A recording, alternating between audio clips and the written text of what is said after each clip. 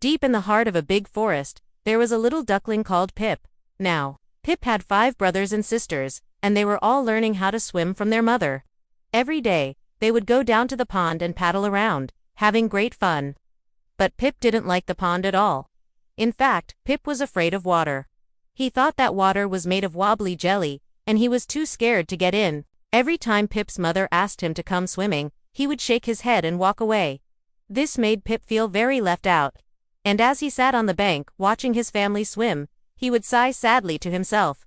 "Oh, I wish I could swim like they do. I wish I could swim." One day, while Pip was watching his family swim, he noticed a large, beautiful dragonfly hovering nearby. The dragonfly had been watching Pip, too, and when it saw how sad he was, it decided to talk to him. "Why don't you swim like your brothers and sisters?" asked the dragonfly. "I can't swim," replied Pip.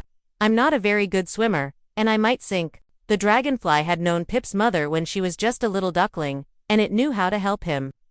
"When I was young," said the dragonfly, "I, too, was afraid to fly. But one day I met a wise old owl who told me that the best way to learn to fly was to jump off a high branch and glide through the air toward my family, so I did. And even though I was scared, I found that flying was easy and fun. And the same is true for swimming." The dragonfly then flew off, leaving Pip to think about what it had said. For a moment, Pip was afraid to move.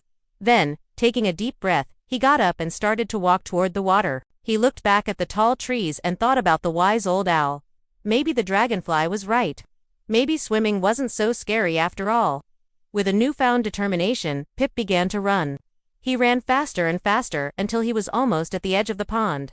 Then, with a final burst of speed, he leaped into the air and landed with a splash in the water. At first, he struggled to keep his balance, but after a few moments, he began to relax and enjoy himself. It was so much fun to swim. As the sun began to set, Pip paddled over to his mother. She was so happy to see him. Together, they swam toward the shore, as the sky turned a beautiful shade of orange. And as the other ducklings gathered around them, Pip knew that he would never be afraid of water again.